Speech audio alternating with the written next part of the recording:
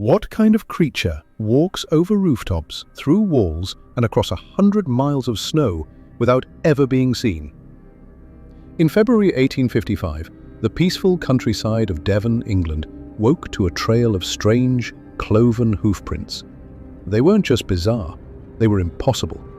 Some believed it was the devil himself. It was the kind of night that makes the world feel abandoned. On February 8, 1855, a thick blanket of snow fell silently across the countryside of Devon, England. By morning, everything was still, calm, peaceful. But then, the footprints appeared. At first, people thought it was just an animal, but as more villagers stepped outside, the confusion turned into fear. The prints were everywhere, across gardens, over fences, on rooftops, even leading up to second-story windows. They weren't just strange, they were impossible. The footprints were shaped like hooves, two narrow, cloven marks, about 4 inches long, spaced evenly 8 to 16 inches apart. It looked like a goat had walked upright across the landscape. But no goat could walk like that, and certainly not across 100 miles of snowy countryside overnight. From Exmouth to Topsham, Dawlish to Totnes, the trail stretched far and wide. It crossed frozen rivers without breaking the ice. It marched through haystacks without disturbing them. It passed over rooftops as if the creature had wings or simply didn't care about gravity. People stared in disbelief at their frozen gardens, where the footprints walked in and out of locked courtyards with no sign of an entrance. Others reported finding them inside narrow drain pipes, where no animal could have possibly squeezed through. One local described the trail as the marks of a biped, as if a goat walked upright, but never stumbled, never paused. That's what really terrified people, the consistency. No breaks, no signs of rest. The trail just kept going. Villagers tried to follow the path, thinking it would lead somewhere or to something, but it didn't. It vanished and reappeared, jumping from one rooftop to another, from a field to the woods, as if whoever or whatever made it didn't follow the rules of the natural world. By sundown, panic had spread. Some whispered it was the devil, others blamed local pranksters. But deep down, nobody could explain it. And that's what made it worse. The prints weren't just strange, they felt wrong, like something had passed through that wasn't supposed to be there. Something that left a mark, not just on the snow, but on everyone who saw it. But the more people looked at the footprints, the more things stopped making sense. This wasn't just some weird animal hopping around in the snow. The trail moved in a dead straight line through villages, across open fields, over frozen rivers, and even onto rooftops. It didn't weave, it didn't wander, it didn't behave like any living creature would. And here's the strangest part. The path didn't care about obstacles. If a wall stood in the way, the prints went up one side and down the other, as if climbing vertical stone was no big deal. Fences? Same story, the prints didn't break stride. Haystacks that were several feet tall? The trail went right over them, then continued perfectly on the other side. Some reports even claimed the prints were found on narrow roofs, in places too small or unstable for any animal to walk. Even weirder, in certain places the trail led straight into pipes or tunnels, barely a few inches wide, then reappeared again on the other side, still in perfect alignment. No tracks leading in, no tracks leading out, just gone, then back again. In some cases, the footprints stopped in the middle of open fields, as if the creature had simply vanished into thin air. No return trail, no sign of jumping, just an ending, like someone had erased the rest of the story. Local hunters and trackers followed the prints, hoping to find whatever was behind them, but they found nothing. No animals, no humans, no hoaxers, no signs of dragging, hopping or limping. Just clean, sharp imprints, unchanged for miles. It's this consistency that messes with people the most. No animal known to science could move like that, not across such distances, not in such a straight line, and definitely not over the kinds of obstacles this trail crossed. Even pranksters would have left mistakes, slips in the snow, smudged areas, footprints leading to or from a hiding place. But there were none. And remember, this was 1855. No drones, no machines, no digital tricks, Just simple villages, untouched snow, and a trail that moved like it was on a mission. The more the villagers looked, the less they understood. And the less they understood, the more they started to wonder.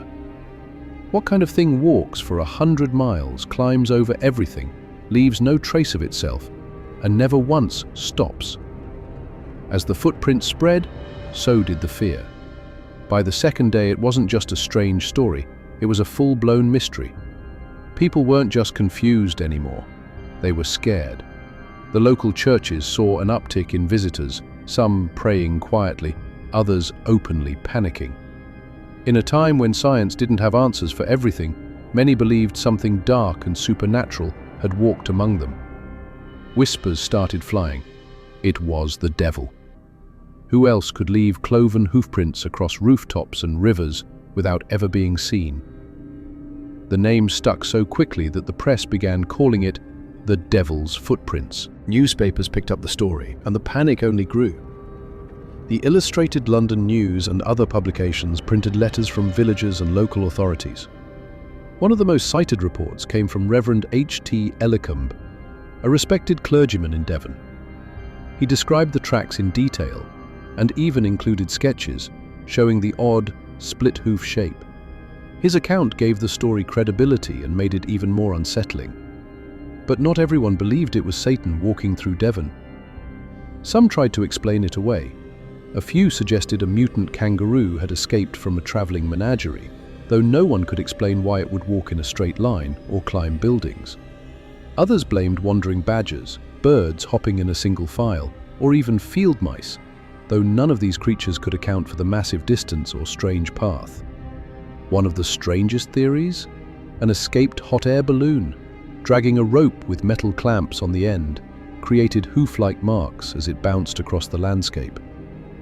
It sounds ridiculous now, but back then, anything that offered a hint of logic was better than thinking something unearthly had paid a visit. Of course, some people simply assumed it was a hoax. Maybe pranksters with wooden stamps strapped to their shoes, sneaking around at night. But again, 100 miles of perfectly aligned prints in one night, through rivers, gardens, and chimneys? That's a stretch, even for the most committed trickster. The truth is, no theory, logical or not, fully explains what happened. And that's what made it worse. Every answer just raised more questions. The more people tried to make sense of it, the more impossible it seemed. It was as if the footprints weren't meant to be understood, just feared. But here's the thing, people didn't jump to the devil just because they were bored or superstitious. There was a reason their minds went straight to something dark. In Christian folklore, the cloven hoof has long been tied to evil. The devil, as imagined in old sermons and stained glass windows, often had goat-like features: horns, tail, and hooves. So when people saw perfect hoof-shaped prints in fresh snow, their brains connected the dots. It wasn't just an animal, it was something unnatural. And the location made those fears even stronger. Devon and neighbouring Cornwall have always been rich in folklore. The countryside is full of old legends about demons, pixies, fairies, and phantom creatures. Tales of things that walk at night, trick travellers, or haunt remote woods were part of everyday life, passed down through stories by the fire. People in these parts didn't need much convincing that something strange was out there. They already believed it. And then there's the snow, an important detail that often gets overlooked. In many cultures, freshly fallen snow is seen as pure, untouched, almost sacred. It's nature at rest. So when something walks across it in the middle of the night, leaving no sign of itself except a trail that makes no sense, it feels like a violation, a breaking of the rules, something stepping into our world that doesn't belong. In folklore terms, this taps into an ancient fear of liminal spaces, places or moments where two worlds seem to overlap. Twilight, doorways, crossroads, or in this case, a quiet snowy night disturbed by impossible footprints. That feeling of something just barely brushing against our reality, then disappearing. Back then, people didn't have thermal drones or CCTV to rule out the weird. All they had were their instincts, and those instincts told them something wasn't right. So when villagers saw those prints outside their doors, in their locked gardens or leading onto their roofs, they weren't just puzzled, they were deeply disturbed. This wasn't just a mystery, it felt like a warning. Of course, not everyone was convinced it was something supernatural. As the fear settled and curiosity took over, scientists and skeptics stepped in with their own ideas. Surely there had to be a natural explanation, right? One of the first natural explanations floated at the time was that the strange hoof-like prints were made by hopping rodents or toads. The theory suggested that small animals, moving in a straight line, either by instinct or habit, could leave behind marks that, under certain conditions, resembled cloven hooves.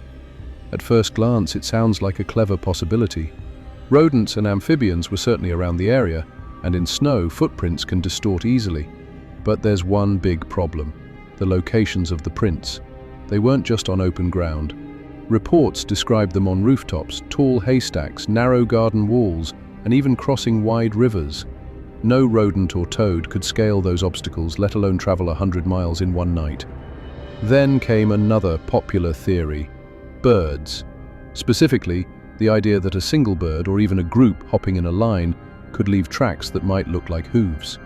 Some experts suggested that melting and refreezing snow could cause bird tracks to widen or sharpen in a way that made them appear cloven.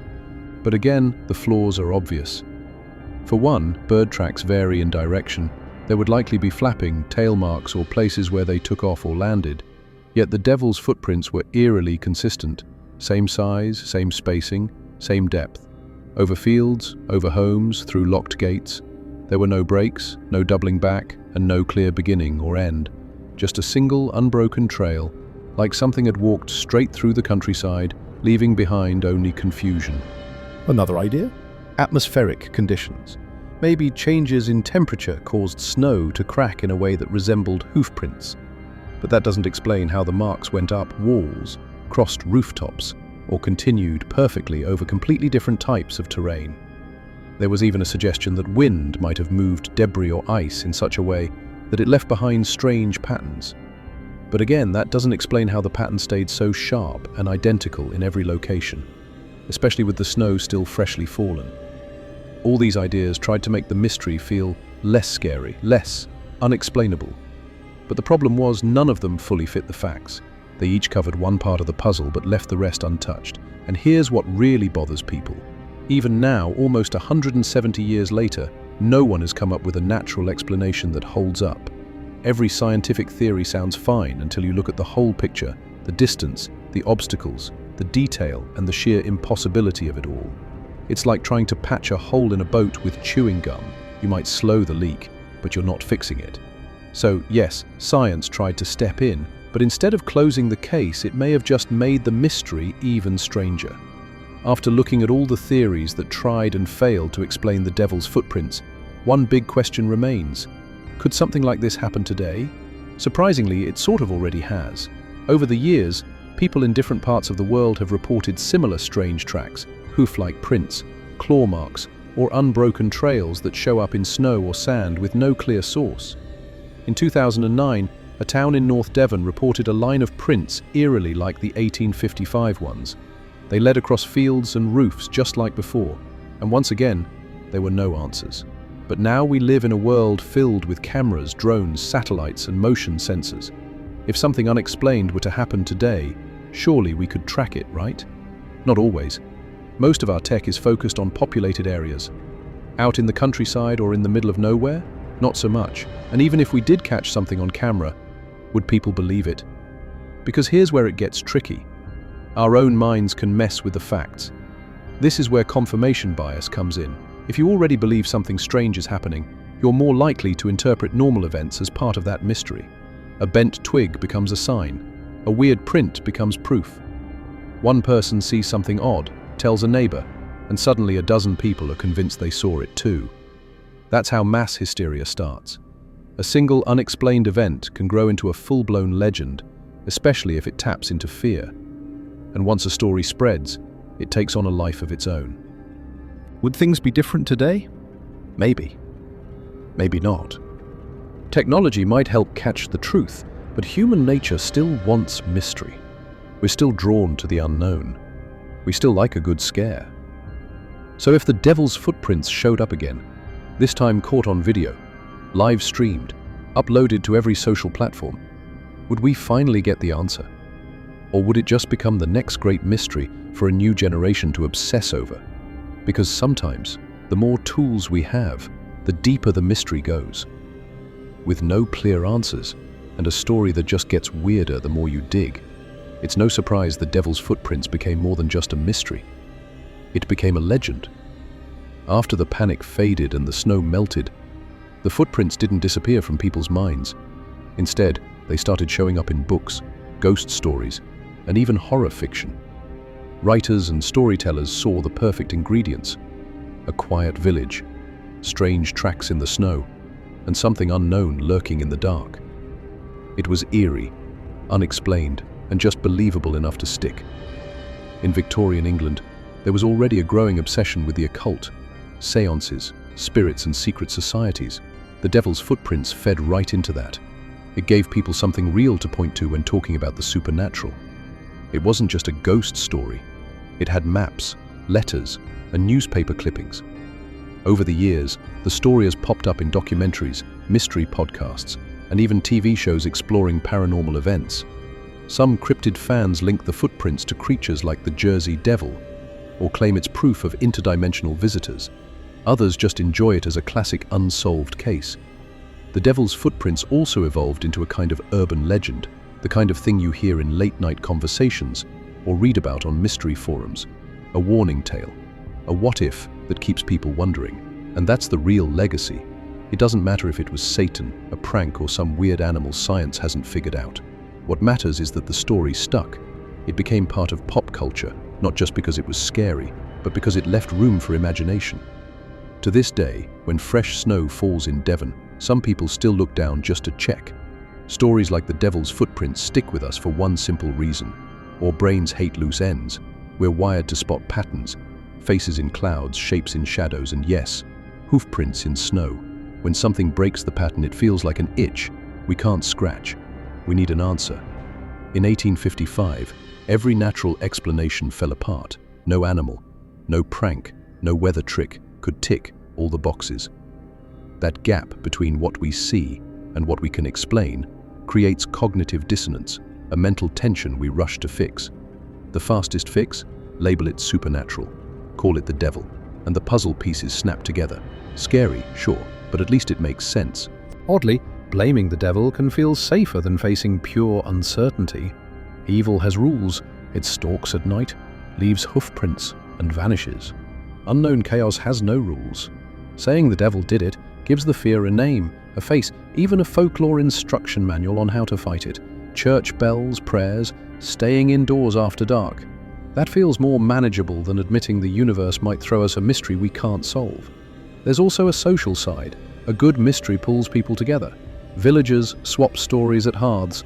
Modern readers swap theories online. Sharing fear, debating clues, and hunting for answers, these acts build community. We bond over the mystery and the emotion it stirs. Belief, doubt, and storytelling become a team sport. And once a group settles on a story, it was the devil, that belief can lock in. New facts get bent to fit the narrative. Conflicting evidence gets ignored. The legend grows stronger, not weaker. So if hoofprints appeared again tomorrow, shiny phone footage and all, would we finally agree on an explanation? Maybe.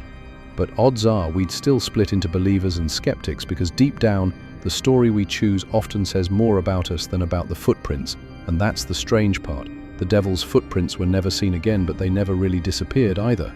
The snow melted, the panic faded, life in Devon went back to normal. But the mystery?